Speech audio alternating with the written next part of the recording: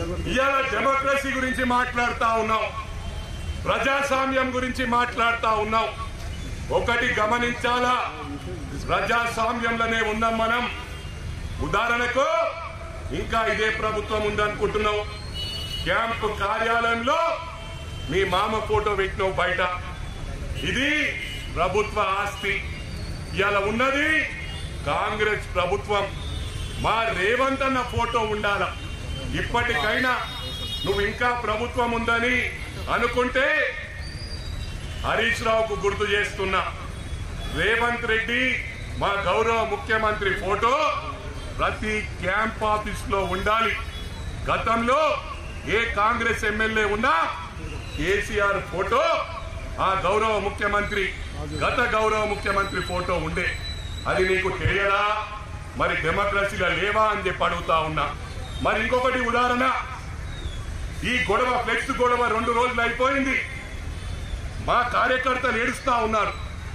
నేను బెంగళూరులో పెళ్లికి వెళ్ళిన 2 డేస్ తర్వాత వస్తా, తప్పకుండా రాఖీ పౌర్ణమి రారు, మిమ్మల్ని ఇబ్బంది పెట్టకుండా 20 తారీఖు నాడు తప్పకుండా వస్తా అని చెప్పిన. మరి హరీష్ రావుకు డెమోక్రసీలు ఉన్నాడనుకున్నాడో, మరి ఇంకా ఆయన రాజ్యంలో ఉన్నాడనుకున్నాడో. పర్మిషన్ కు మేము ఫస్ట్ పెట్టినాం, డీజీపీ గారికి ఈ రోజుకు పర్మిషన్ పెట్టాము, మేము కార్యకర్తలను కలవనున్నాం. మరి అదే విధంగా రాజీవ్ గాంధీ గారికి, అదే విధంగా మా రేవంత్ అన్నకు పాలాభిషేకం చేస్తామని చెప్పిన. అయితే ఇదే రోజు హనుమంతరావు, మైనంపల్లి మొత్తం జిల్లా వాళ్ళంతా లీడర్లు, ముఖ్య నాయకులు వస్తున్నారు. మరి మేము కూడా పర్మిషన్ పెడదామని చెప్పి, మరి ఎంతవరకు న్యాయం అని చెప్పి ఈ హరీష్ రావుని అడుగుతా ఉన్నా, కార్యకర్తలకు విజ్ఞప్తి చేస్తా ఉన్నా. ఉద్యమకారులు ఎందరో బలైపోయినరు.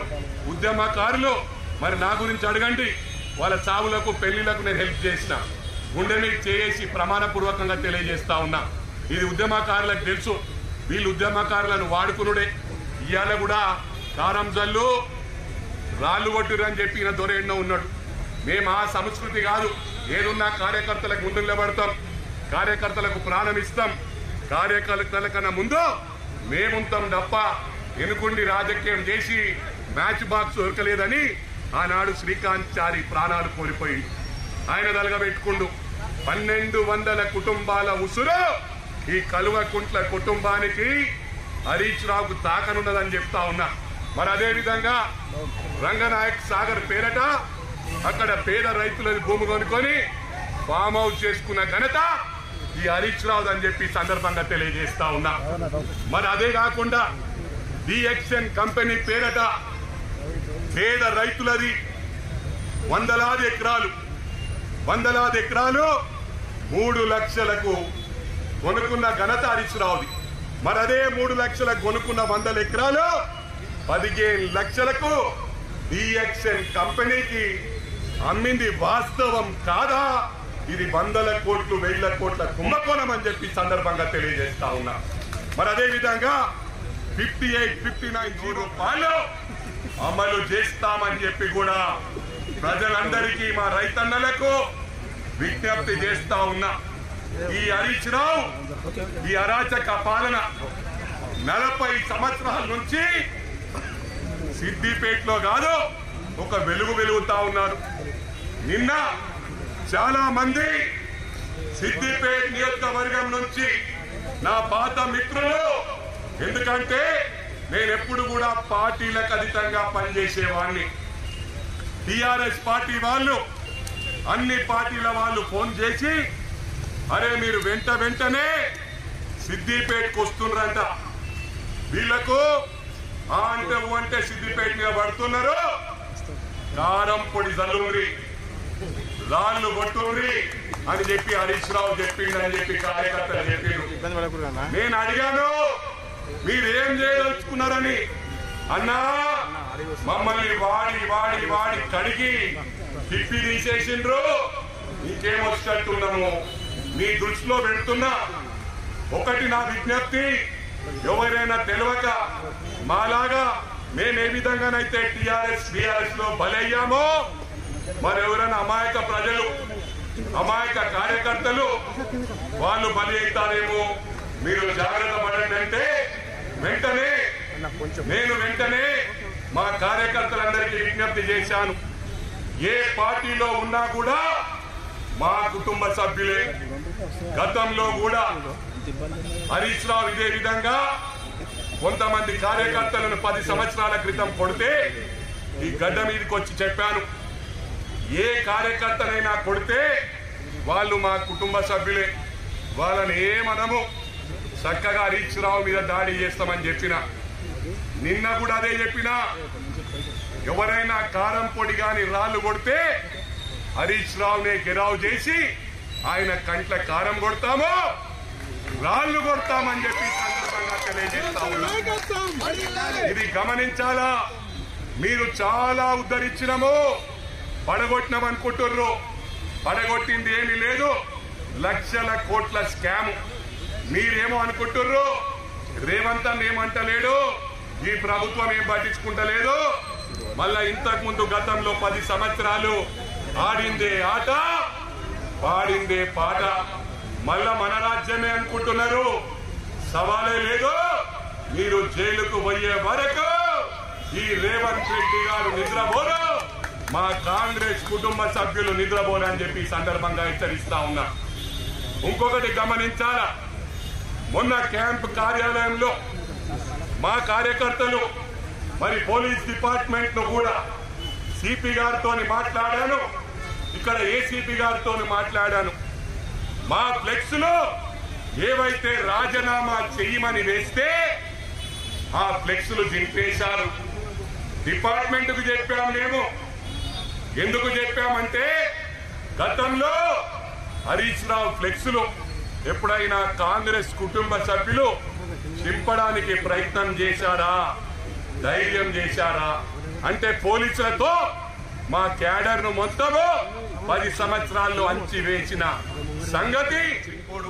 ఇవన్నీ చెప్పుకుంటూ పోతే అందరు ఆకలితో ఉన్నారు, మాటలతో సంపేదలుచుకోలే.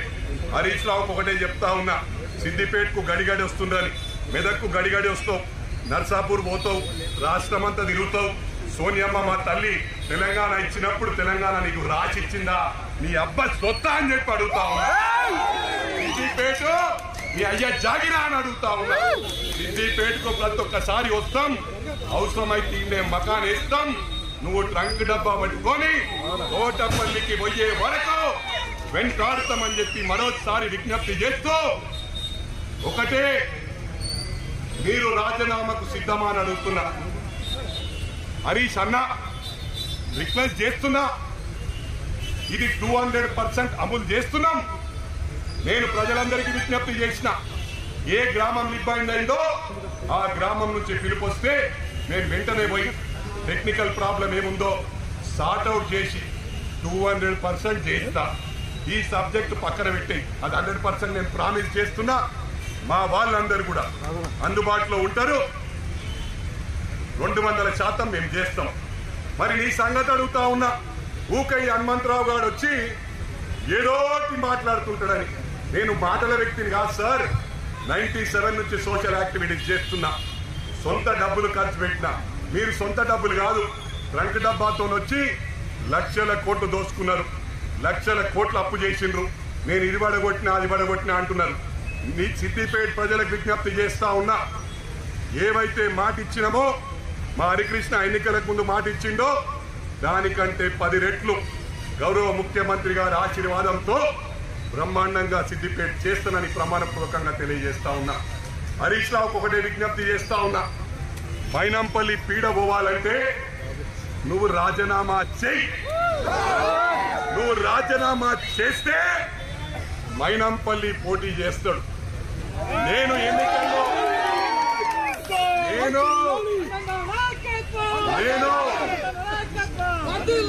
నేను ఎన్నికల్లో ఓటమి పాలైతే ప్రమాణపూర్వకంగా ప్రామిస్ చేస్తున్నా, సోషల్ సర్వీస్ చేస్తా, మా నాయకుల కోసం తిరుగుతా. నేను రాజకీయాల మళ్ళీ ఉండా, పోటీ చెయ్య. కానీ హరికృష్ణ క్యాన్వసింగ్ చేస్తా, ఆవుల రాజిరెడ్డి అన్నకు చేస్తా, చెరుకు శ్రీనివాసరెడ్డికి చేస్తా, ఇక్కడ ఉన్న వాళ్ళకు మా నర్సారెడ్డి అందరికీ ప్రచారం చేస్తా. మరి నువ్వు సిద్ధంగా ఉన్నావా? ఎందుకంటే నువ్వు ఓడిపోతే కూడా మళ్ళీ రాజకీయాలు ఉండవు. అప్పుడు దీనికి పట్టిన శని 40 సంవత్సరాల నుంచి. ఎందుకంటే మీ మామ మంత్రి ఉన్నప్పుడు కానీ ఎమ్మెల్యే ఉన్నప్పుడు కానీ పిఏ ఉన్నాం. అప్పటి నుంచే నీ దరిద్రం పీడబోతుంది, నీ శని సిద్దిపేటకు విరగడవుతుంది. దీనికి సిద్ధమా అని చెప్పి ఛాలెంజ్ చేస్తా ఉన్నా. ఓటమి గెలుపు అనేది ఓడుతుంటారు, గెలుస్తుంటారు.